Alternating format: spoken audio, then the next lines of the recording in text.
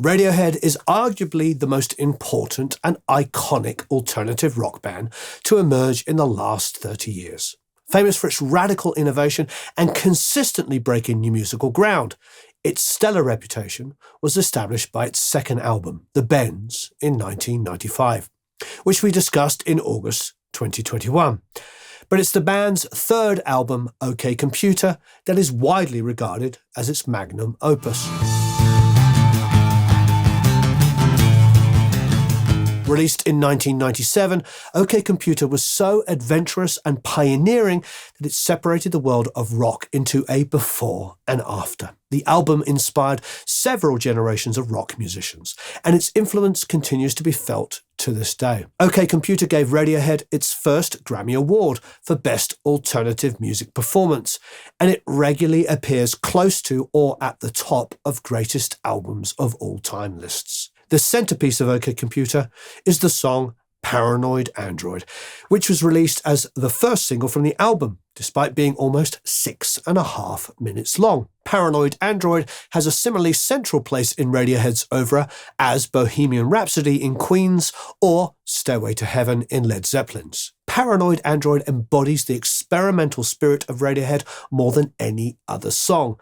The band itself described it as a cross between Bohemian Rhapsody and the Beatles' Happiness is a Warm Gun. Paranoid Android consists of 4 sections and features changes in key, time signature, tempo, textures and styles that underpin lyrics that describe the alienation and violence of latter-day capitalism. Radiohead's back catalogue is a treasure trove for any music theory nerds at the best of times, but Paranoid Android is perhaps the band's crowning achievement.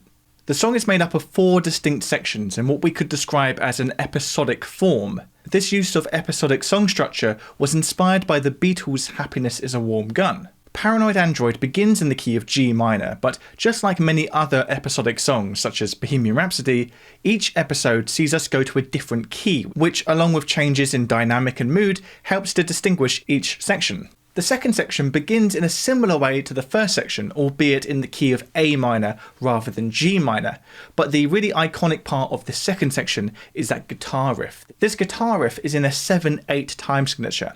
Now this song, like most songs, has been in the time signature of 4/4 so far, which means we have 4 quarter notes in each bar of the music. But here in the guitar riff, we switch momentarily to 7/8 time.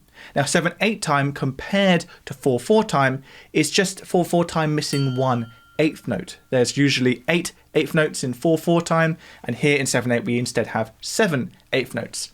So by contrast, this 7/8 section sounds like it keeps skipping like a broken record.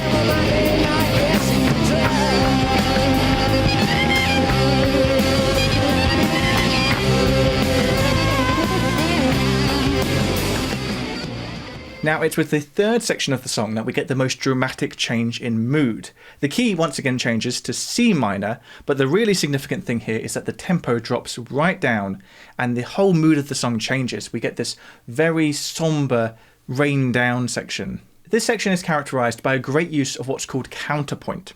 Counterpoint is when we effectively have various different melodies, in this case vocal melodies, layering on top of each other, creating a sense of harmony by their interaction on a vertical level. It begins with this set of 3 voices, 2 singing an octave apart from each other, with the third weaving between them.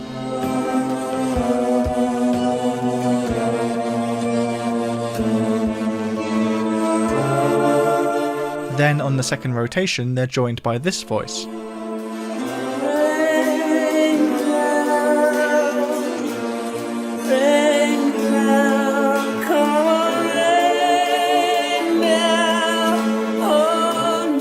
And on the third rotation, the texture develops once again, with this third separate vocal melody joining the fray.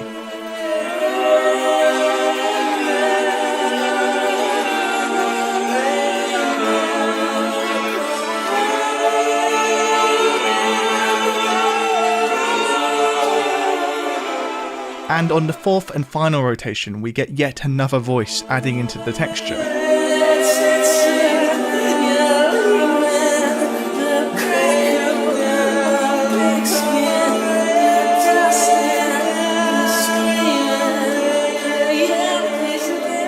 What I love about this sort of contrapuntal writing is that as you listen, you don't necessarily latch onto one melody as the main melody.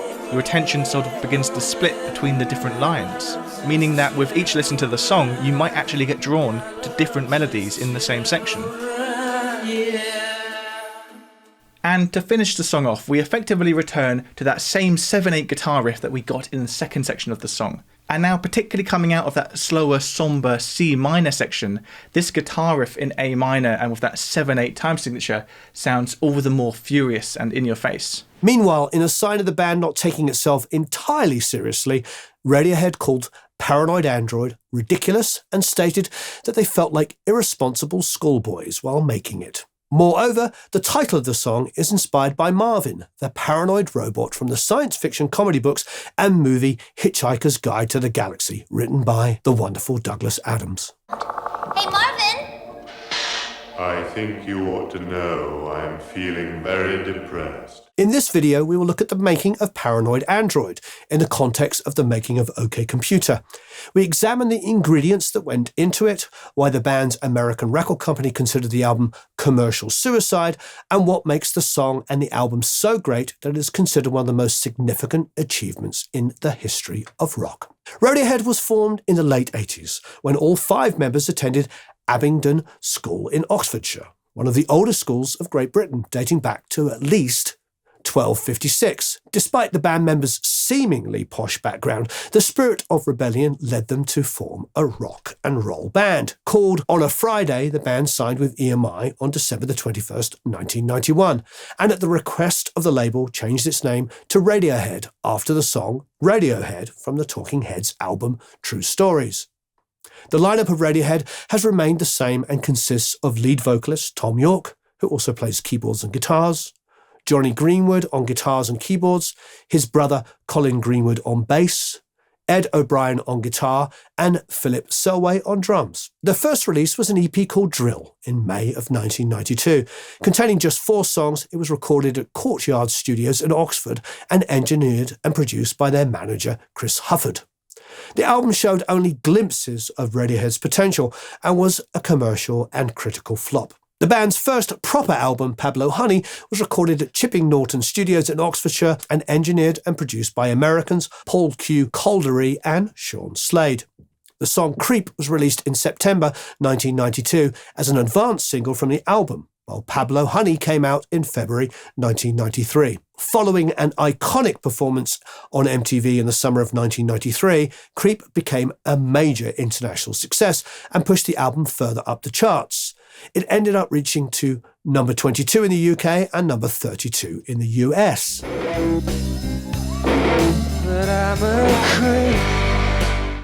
And described as the British Nirvana.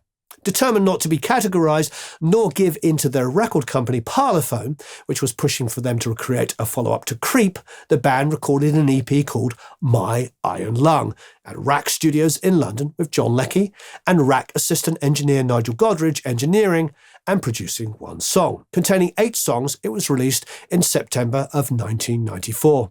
The same sessions also yielded the band's second album, The Bends. The Bends saw the band experimenting wildly, exploring new musical directions and pursuing its own musical identity. Additional sessions took place at the Manor in Oxfordshire and Abbey Road in London. Leckie, known for his work with XTC, Simple Minds and The Fall, engineered and produced all the sessions. Radiohead felt under pressure during the making of The Bends, both from the record company and internally. That bassist Greenwood called the sessions 8 weeks of hell and torture, while Tom York commented, "I couldn't have been more freaked out. We had days of painful self-analysis, a total effing meltdown for 2 effing months." The 8 weeks of hell and torture paid off spectacularly when The Bends was released in March of 1995. The album reached to number 4 in the UK, spent 160 weeks in the UK charts, and was immediately recognised as a masterpiece, with The Guardian stating that Radiohead had transformed themselves from nondescript guitar beaters to potential arena fillers. Q magazine described the album as a powerful, bruised, majestically desperate record of frightening good songs. Radiohead themselves called The Bends a turning point in their career. The album continues to be highly influential and receive accolades to this day. In a contemporary review, Billboard called it a jumping-off point for the group that's been jumping around ever since. Can't get the stinker. He's been hanging around for days. With an album as good, influential and successful as the Bends under its belt, Radiohead might be forgiven for trying to consolidate its achievements. Instead, it indeed used the Bends as a jumping-off point to raise their game once again and take their musical explorations to yet another level. Fittingly, another legendary rock innovator, Brian Eno, provided the spark. Radiohead toured the Bends during 1995. In the summer, a unique idea emerged to create a compilation album to raise money for the War Child charity and its efforts to support the victims of the Bosnian War. Inspired by John Lennon's 7-day schedule for the recording and release of his song Instant Karma, when masters needed to be physically transported and CDs to be printed and then transported, this presented a seemingly impossible challenge. However, famous acts like Paul McCartney, the Stone Roses, Massive Attack, Portishead, Suede and many others all recorded their contributions in studios across the UK on Monday, September the 4th, 1995. Brian Eno invited Radiohead to contribute, and they recorded their contribution, a song called Lucky, in 5 hours at Marcus Recording Studios in London, with Nigel Godrich engineering and co-producing. The mood of the session was in stark contrast to the supposed tortured creative process of the Bends, and laid the blueprint for the approach used for OK Computer. Godrich remarked that doing sessions fast with a sense of having nothing to lose was most inspiring. We left feeling fairly euphoric. And Tom York commented, Lucky shaped the nascent sound and mood of our upcoming record. It was indicative of what we wanted to do. Radiohead appeared to have gotten a taste for working quickly, because around this time the band and Godrich also recorded and mixed the song Talk Show Host in just 4 hours. A mixed version was used in the soundtrack for the film Romeo and Juliet in 1996. You want me?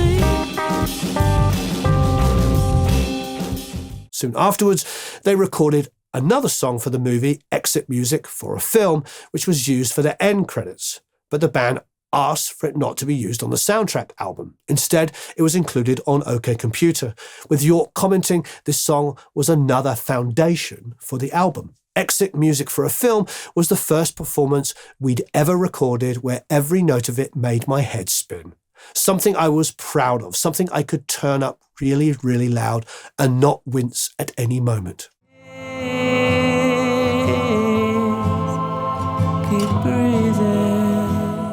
At the beginning of 1996, Radiohead took a break from touring to focus on doing more writing and recording for its upcoming album.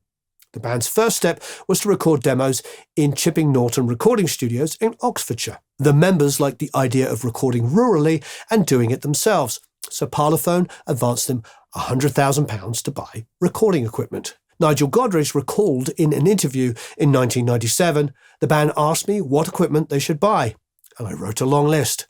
3 months later, they had it all together and I was sitting in front of all this gear. Radiohead had a mobile studio now with the freedom to go anywhere, which was the idea in the first place. The gear was first installed in a shed at a fruit farm near Didcot, Oxfordshire, that Radiohead and Godrich had converted into a rehearsal and recording studio, which they called Canned Applause. Godrich elaborated on the gear he suddenly found himself sitting in front of. We had made contact with Malcolm Toft, who used to design for Trident, and he had just set up his own company, MTA. We worked out that if we bought 2 of his 980 desks, we could get them a bit cheaper.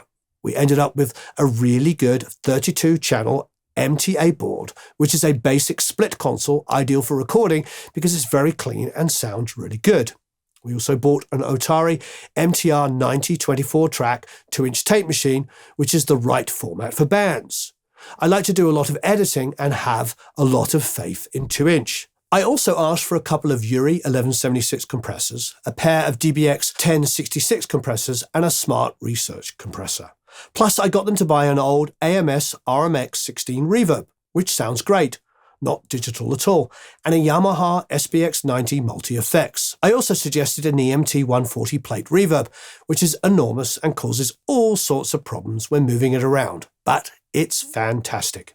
We had a few Macintoshes with Cubase, an Akai S3200 sampler, and a Studer A82 track half-inch tape machine, which is brilliant for flying things in and making tape loops, and to mix to. We also bought a Neve 33609 broadcast limiter, which is brilliant, and an API rack with 2 mic preamps and graphic EQs, and a bunch of microphones. Other gear at Canned Applause included a Tascam DA88 digital multi-track, an AMS DMS 1580S stereo sampling delay, a Mutronics Mutator envelope filter, EMU and Roland sound modules, a Mellotron Moog synths, a Movement Systems drum computer, and Yamaha NS10 and Acoustic Energy AE1 monitors. Godrich elaborated on the location. The fruit farm leased out this refrigeration unit, a sort of empty metal box. We set up a little control room and did some recording there for a month. About 4 tracks off the album were recorded in this little tin hut. The idea was to get them while they were still developing the songs, to capture them before they got stale. Sometimes they needed a little bit more working out, and we got better versions of them later on. Radiohead set up and recorded as if they were in a rehearsal room, in a semicircle with no separation, other than the Perspex screen in front of the drums. Godrich recorded the guitar amps with Shure SM57s, acoustic guitars with Shep's pencil mics, and the drums with an AKG D112 on the kick, SM57 on the snare, some Octava pencil mics for overheads, and Sennheiser 421s for the toms. The bass was recorded with a Neumann FET 47 and a DI using the API mic pre's. Vocals were recorded with a Neumann Valve 47 and an Australian Rode valve mic through a Uri 1176 and a Pultec EQP1A EQ.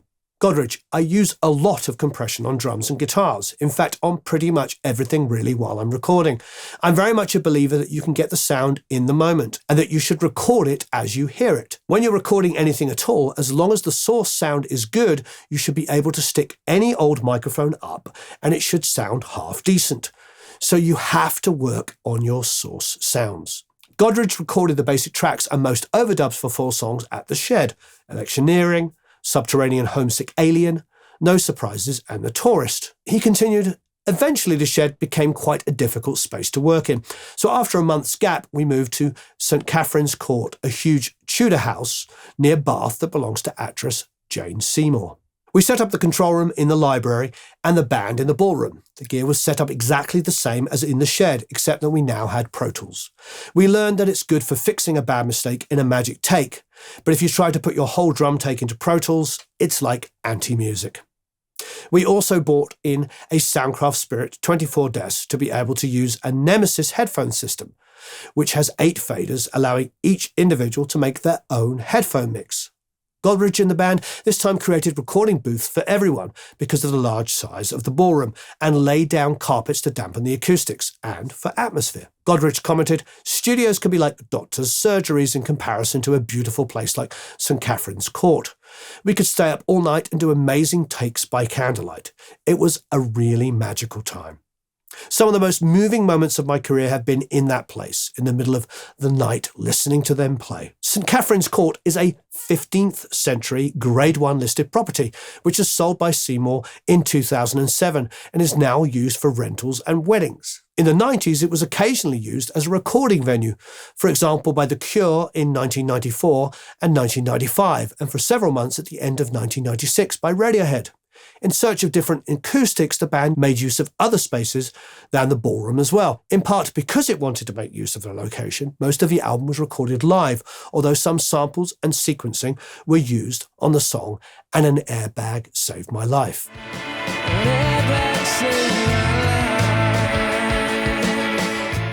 During the making of OK Computer, Radiohead had decided to step away from the guitar rock of the Bends, and it instead referenced classic albums like the Beach Boys' Pet Sounds, Johnny Cash's At Folsom Prison, Miles Davis's Bitches Brew, Marvin Gaye's What's Going On, and also songs by Elvis Costello, I'll Wear It Proudly, R.E.M., Fall On Me, PJ Harvey, Dress, and the Beatles' A Day in a Life, plus the music of Can, Ennio Morricone, and Polish composer Krzysztof Penderecki.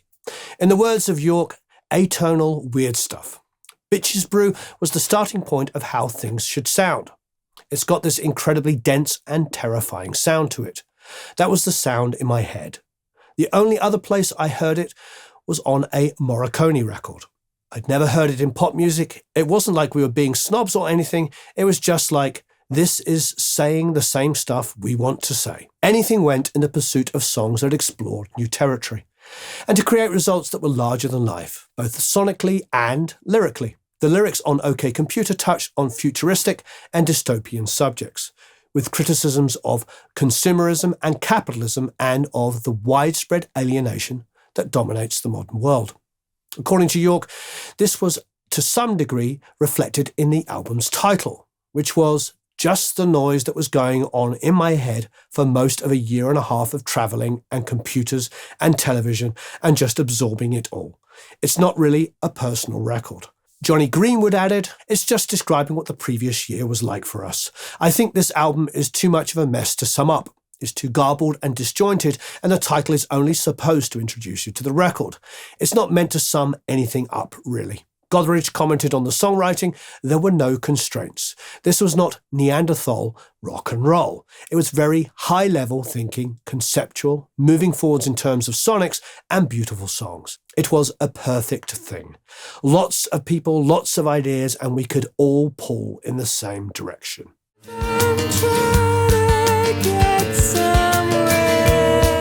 Paranoid Android is arguably the most radical example of the band's no constraints approach, and of the high-level thinking that went into both the music and lyrics of OK Computer. So music theory in Radiohead is fascinating for no other reason than they are doing really cool and unique things that sound different than the rest of the popular music landscape. In this song, in Paranoid Android, those 7/8 guitar riffs, the contrapuntal section, it's all really musically delicious, and it's a musician's paradise of fun things to take apart and discover. So I also find it fascinating how those musical choices help us to interpret the song's meaning and its lyrics. You know, it creates this heightened sense of anxiety and stress that really pairs beautifully with the convoluted lyrical material. Now, York has stated that the lyrics connected to ideas and experiences of noisy urban environments, paranoia, the anxiety of that world, and the music matches that. So in the beginning, like many songs, the melody in Paranoid Android is wave-like, meaning it rises and it falls. But instead of doing this wave-like motion across one phrase, it actually is like one long wave at a time. Each phrase has this one crest of the wave. So when we have the phrase, please could you stop the noise, I'm trying to get some rest, that really is one wave-like motion. And it really gives us a chance to get those initial lyrics and hear them. You know, not always in the song can we understand what he's saying unless you kind of go back and listen again and kind of deep dive into it. But in this very beginning phrase, please could you stop the noise? I'm trying to get some rest from all the unborn chicken voices in my head. Like right from the get-go, we are talking about a song of anxiety, of paranoia, of kind of hearing these overstimulated voices. And so everything that we hear after that is kind of shaped around that, at least as listeners. Adding to this kind of haunting extended range of the melody is the fact that each word or syllable of this opening phrase moves on unexpected beats. Each word is almost always coming in on the half beat. So instead of 1 and 2 and 3 and 4, and it's, 1 and 2 and 3 and 4 and. Now to be perfectly clear, the first one comes in on beat 2, but everything else after that comes in on a half beat. So when you have this kind of rising and falling motion and everything's delayed from where you expect it to be, it's a little unnerving. Even if you don't know a single bit of music theory, your ear and your body really know the main beats of 4/4, right? We know 1, 2, 3, 4, and we know where they land, and we have this sense of that.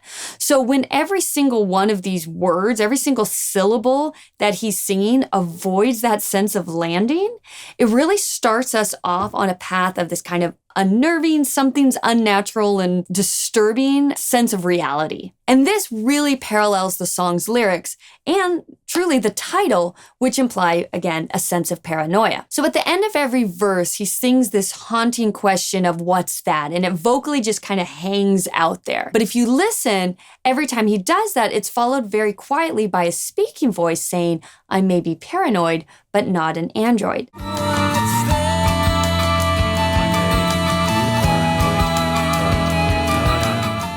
So again, whether you know what they're doing musically on a theoretical level, or even what they're saying lyrically, word for word, the overall effect is this kind of matching sense of paranoia and anxiety. And this is definitely true for that first section in G minor.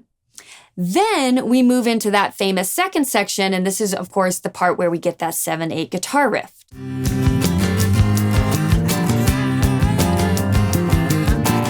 And the guitar riff is effective for continuing this noisy anxiety state.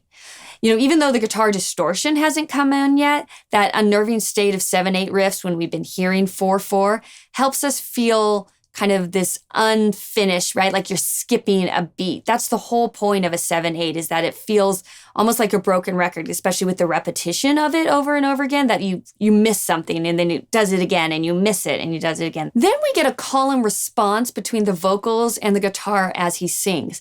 And, like I said, the lyrics in the song are not always immediately clear. But certain phrases, for instance, the very first one that we hear, and this one I'm going to talk about next about ambition, they stand out because the music drops out or some other element makes it so it's much more heard in the song. So here we get this kind of call and response thing happening between the vocals singing, ambition makes you look pretty ugly, and then you get the guitar echoing after it or having a response back, not exactly echoing. Ambition makes you look pretty ugly.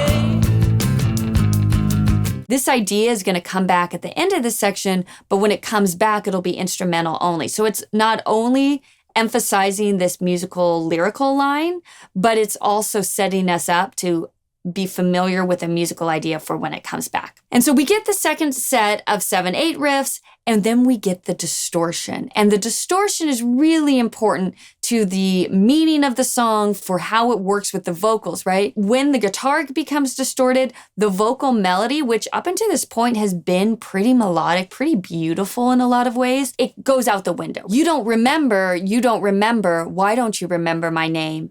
Off with his head, man, why don't you remember my name? And certainly these are paranoid lyrics, right? We get a Queen of Hearts, Alice in Wonderland reference, we get the madness, we get this sense of being overwhelmed, whether that's by the voices inside your head, by the sensations and noise around you, kind of in an overstimulated sense. Either way, there's this kind of paranoia of asking the questions and repeating yourselves, and that's happening musically.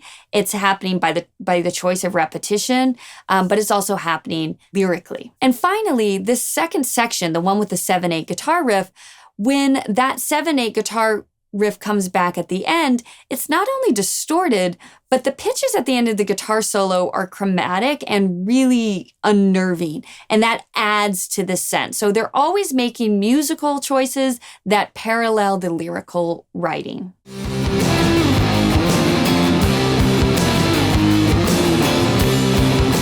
And then everything changes, right? We move into that contrapuntal third section. First of all, the main melody we begin with is no longer wave-like, right? We're moving into descending ideas. And it's descending in half steps, which centuries of Western musicians have used to indicate sadness. Actually, we refer to it as a lament, right? You move downward in half steps on the ahs, and then when he comes in and sings rain down repeatedly, he's moving in these descending half steps overall. That's the overall sensation. And especially on the rain down melody, when he's doing the descending motion, anytime we get a rising gesture, it really just acts to lead us in a phrase back to this descending motion, which creates this endless cycle of descending, right?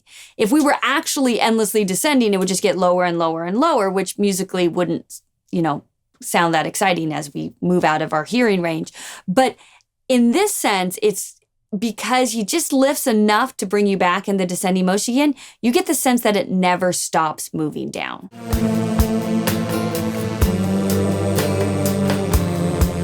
Now, above the ahs and above the rain down section, we get a more lyrical, heavy line. It comes in with the words, "That's it, sir, you're leaving," the crackle of pigskin. That's the part I'm talking about. While it is descending overall, it's essentially a sequence of short melodic phrases in which the first note of each little phrase begins lower than the previous one. So it's not like a perfect sequence. It's not a perfect descending every moment of every note, but the effect is a sense of always moving down when we're in this contrapuntal section. And then the song ends with this wild chromatic guitar section, right? This chromatic guitar section is very similar to the second one that we saw, the second section of the song. It's a little bit shorter, it's a little bit more distorted, and it really gives us this sense of kind of overrun by computers and technology, and it's all breaking down. Whatever the case, by having the highly chromatic, having the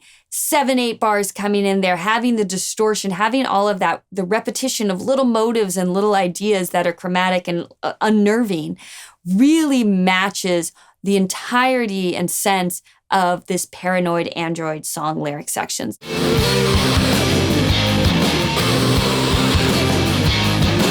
And finally, even though, not everyone heard the song, knew of it in line with the album, which is OK Computer, the fact that you've got a really technologically sounding, heavy, complicated musical song on an album called OK Computer is certainly going to affect how a lot of people hear it, right? It's like, oh, this is that band that's technological. It's this band that's working in futuristic, modern contemporary ideas in a really complicated and interesting way. The song was wholly recorded at St. Catherine's Court. According to Godrich, like most songs on the album, each section of Paranoid Android was recorded in a single take and with a guide vocal or vocals that were done very quickly. The vibe is there when you start doing the track, and that's it. That's how the song should be sung, because Tom is bouncing off everything else, reacting to the bare elements. And if you then try to create this false atmosphere where, okay, now we're going to do the vocal, and you've got to go out there and sing it, it's always going to be a bit weird. Tom York has said in an interview that he endlessly did different versions of the lyrics. There are 30 or 40 versions of Paranoid Android. I just changed 5 words. In another interview in Rolling Stone magazine, York recalls having a wobbly during the recording of the song. I was having what could be loosely described as a bad day. I went AWOL, left the others and went off to the pub for most of the day. Then they'd done a whole lot of the track, and it was really great. They were working on the end bit, and I was sitting going, it needs someone shouting. And I went in and shouted into this little dictaphone. I had no idea what I was saying. I finished and went, well, that's not going to work. And Nigel was like, wow, that's great. A lot of the time, there's that feeling where you say, this isn't going to work. This is obvious shit. And then you go in and go, that's really cool. The band combined 3 different songs for Paranoid Android and ended up with a first version that was 14 minutes in length that ended with a long Hammond XB2 organ solo by Johnny Greenwood.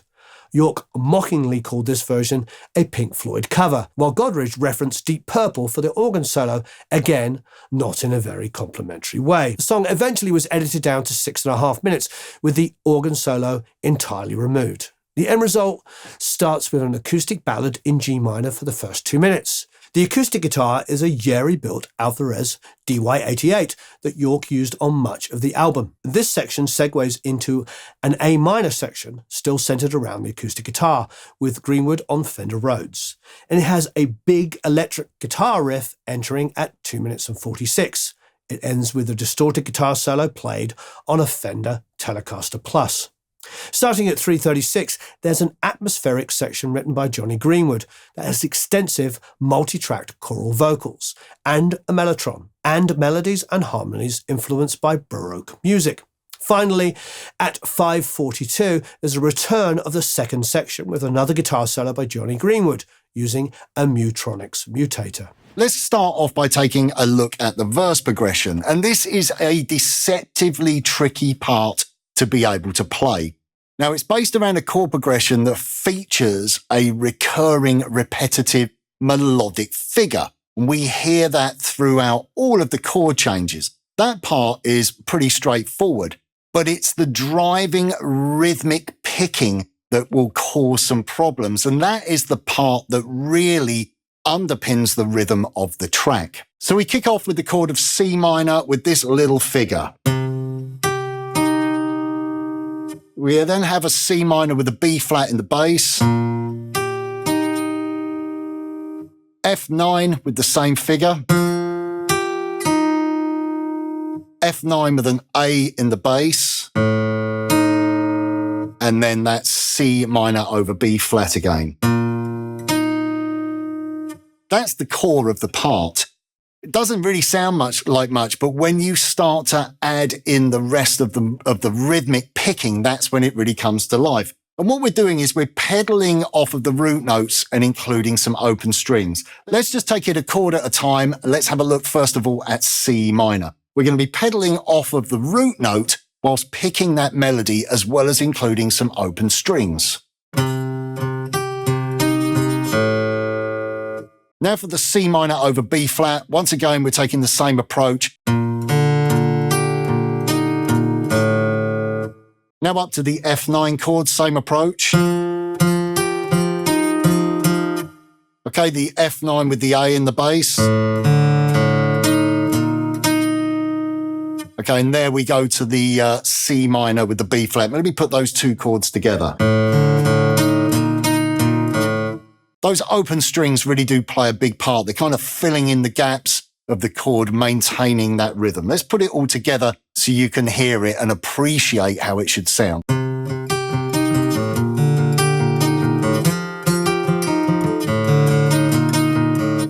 Okay, for the next portion, we're going to play a G minor sixth, and we have a slightly different figure. We have... Okay, that figure is playing throughout. We have a B flat with an A in the bass, and then a B flat. Okay, but once again, it's the picking, it's the pedaling off of the root note and including the open strings. So you're pedaling between the melody and the root note and the open strings with that consistent 8th note, 16th note or 16th note rhythm that really brings the part to life. Once again, it's all about keeping the picking hand nice and relaxed.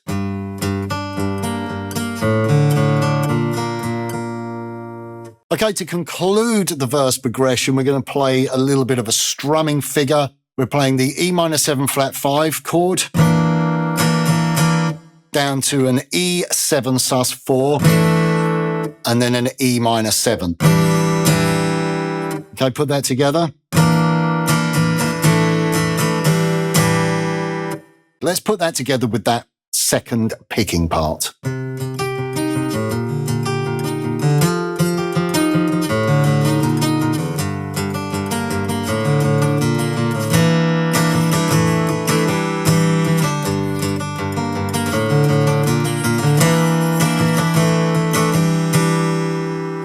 Okay, so now on to the chorus. And for the chorus, we see a new chord progression. This is based around the chords of G minor 6.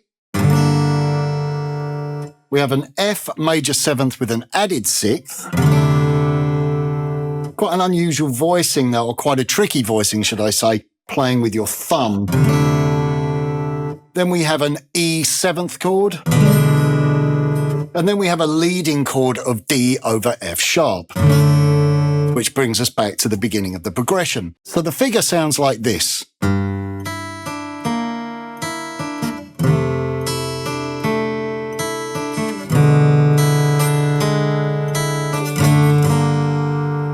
But in between, we're filling out with some rhythmic strumming. So keeping that driving 8th note and 16th note rhythm throughout. And that will sound something like this.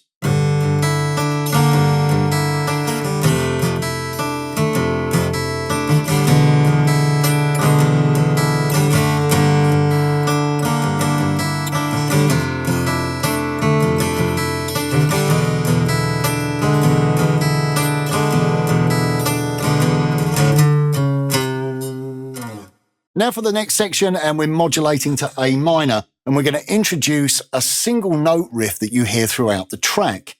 Now, the first time that this is introduced, this is played by Tom York on the acoustic guitar. It sounds like this. But then we're going to embellish that with some pull-offs. And then that section repeats.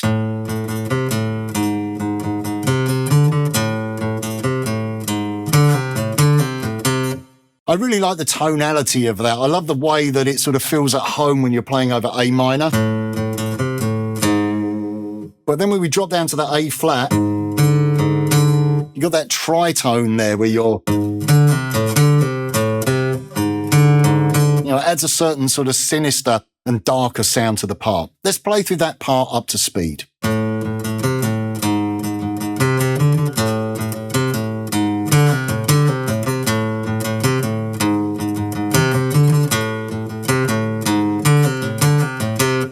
On to the next section, and this is the 7/8 section. We're going to start off with a C major chord. Tom York sort of plays that thumb over the top shape a little bit differently to what most people play. Instead of fretting the D string with his third finger, he's playing the A string. So we play the C major chord.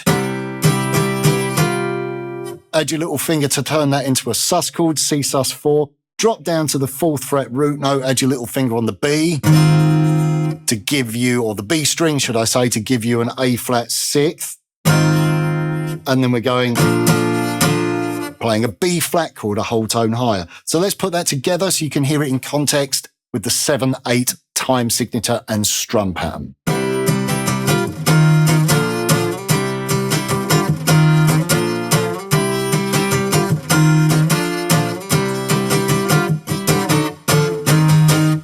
Again, to conclude, you're just playing C, a B, B flat, and then the A flat.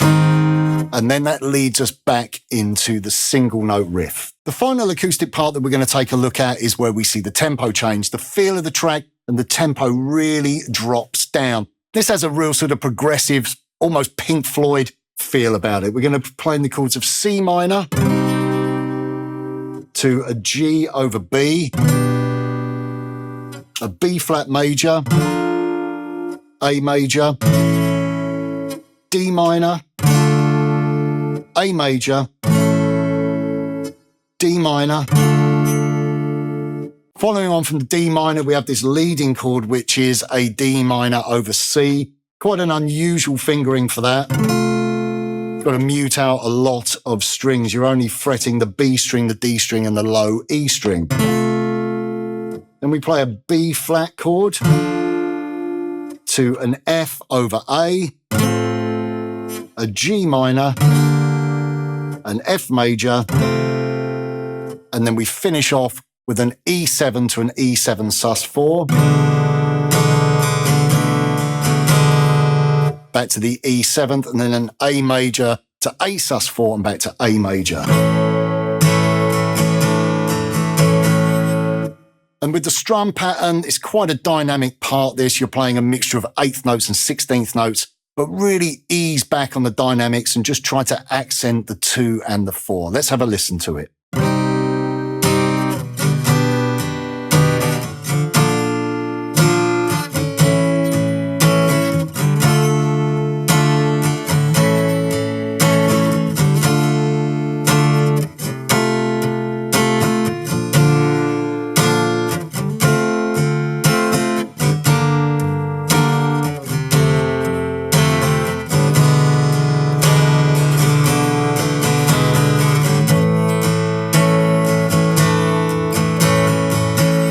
Let's take a look at what Ed is playing during the chorus section. And he's basically following the acoustic guitar chord melody as well as following what Johnny Greenwood is also playing, although there's slight differences between the parts. This is a real kind of haunting part, and it always reminded me, for those of you that are maybe from my generation and English, it had a kind of Tales of the Unexpected sort of sound to it. So we have this figure.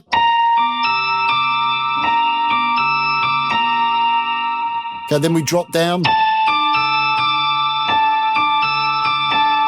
And then over the E7th. And then we go round again.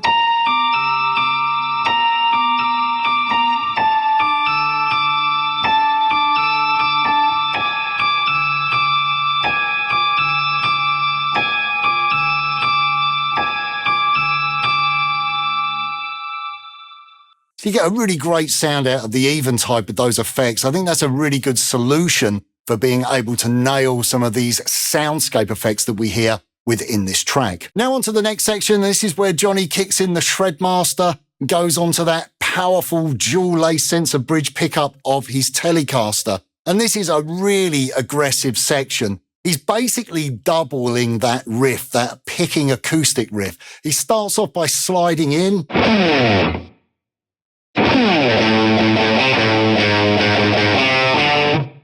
Okay, now this is followed by a lick which I must admit has perplexed me, and this is the reason why I use this guitar. He's using the kill switch and playing a little rhythmic figure, which sounds something like this. I'm just going to play the single note with the rhythm. This is quite hard for me to do. With the kill switch, you're just tapping the guitar, but with the toggle switch, it's a little bit harder to achieve. So I'm really having to move that switch to get that rhythm. Listening to that, though, the note appears to bend. Now, I watched countless live videos to see if I could see exactly what he was doing.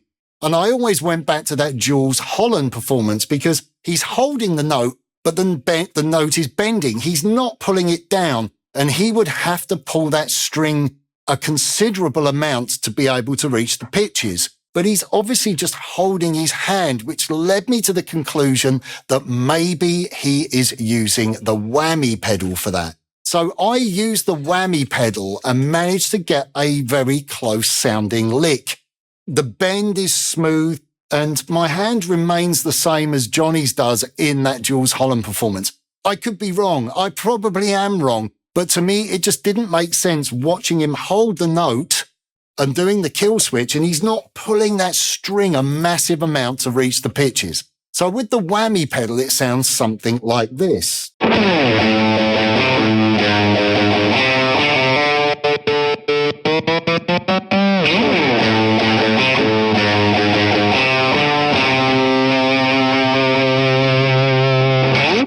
Now, I can't say 100% that's how he did it, but that sounds pretty close to me. It's just a really cool sounding part. It's got lots of attitude and it just shows Johnny's creativity when it comes to playing riffs. It's such an angular and unusual sound. Now, we hear that riff again. It's played an octave higher and it follows on from that drop-down Pink Floyd section, but it's using an envelope filter. Now, live, Johnny uses a Dodd envelope filter, and he actually manipulates the sound with his foot, turning the controls.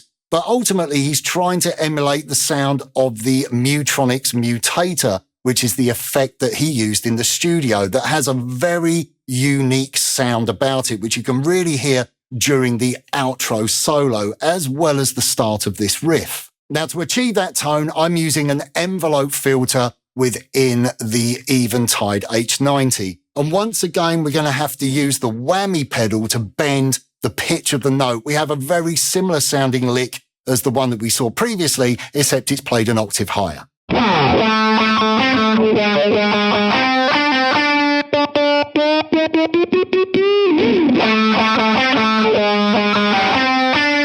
So the first solo kicks off with some tremolo picking. We're sliding into our target note, bending up, and then continuing with more tremolo picking.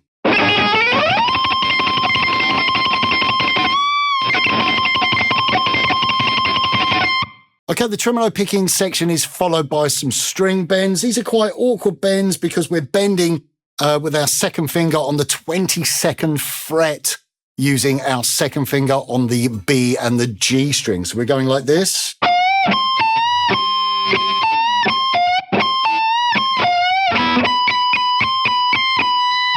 There's actually a little open E string there to enable him to change position. For the next portion of the solo, we're playing over the 7/8 section, and we have this melodic figure. I'll play it through for you.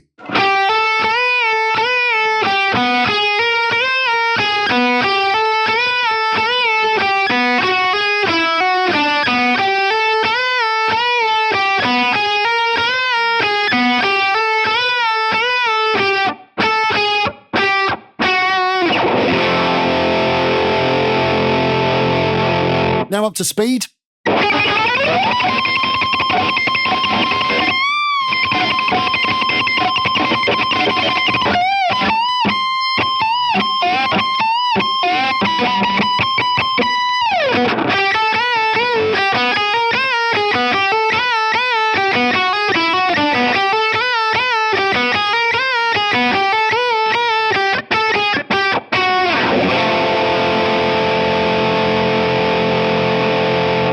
On to our final solo, and this is again another very demanding solo. Johnny is such a unique and aggressive guitar player and so difficult to copy. For this solo, I am using the H90, the Eventide H90 for the envelope filter.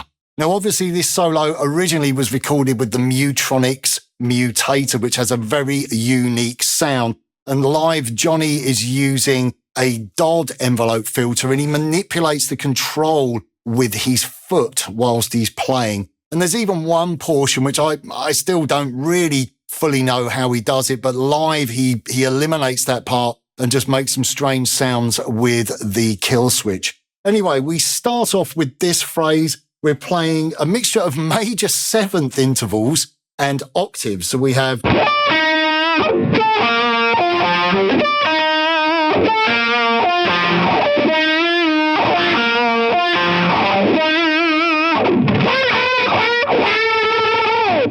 Okay, so the following on from that fragment there where you play major sevenths and then octave.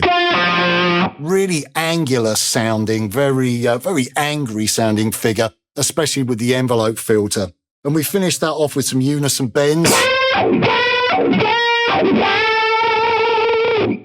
Okay, we then continue with the unison bends. We have this figure. And when he performs that, he uses some tremolo picking. And then here we have a really unusual bend. You're bending up by 2 whole tones. And that's the figure that I find very hard to emulate. Then we have more of the unison bends that have the tremolo picking. Then we have a climbing unison bend figure. And then we're into this final melodic phrase.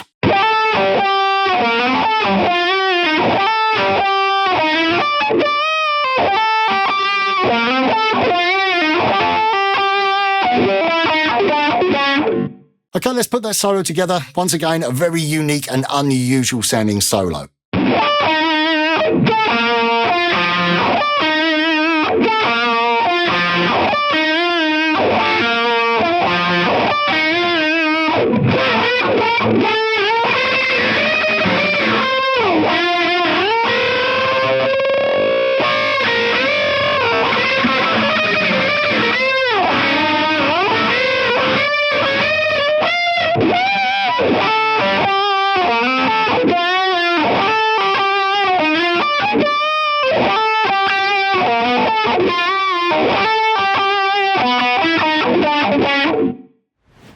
Godrich commented, the heavy sections in the middle and at the end are similar musically, but they were recorded months apart. The middle section, we did different versions of it and ended up with the one. I managed to stick the whole thing together so it runs from one piece of 24-track tape.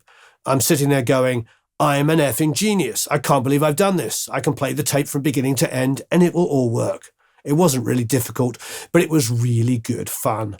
I had my little engineering hat on and was feeling really proud of myself.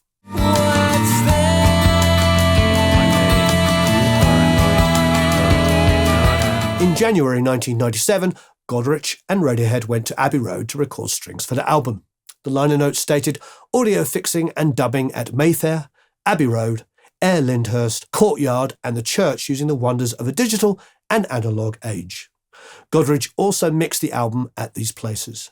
Radiohead wanted Paranoid Android released as the first and rather unlikely single from OK Computer, as Greenwood remarked.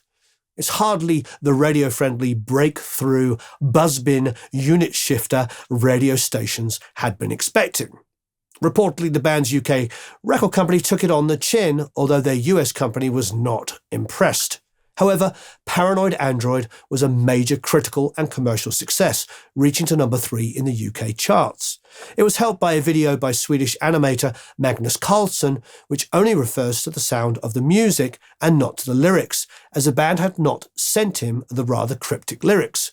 For example, one of the key phrases, I may be paranoid but not an android, which references Marvin the robot, is difficult to make out, as there are no robots in the video. MTV promoted it strongly, although in one of the many absurdities of modern times, censors took more offence to the mermaid's naked breasts than to a man in the video cutting off his own arms and legs, and the breasts were censored. Paranoid Android was released in May of 1997, a month before OK Computer.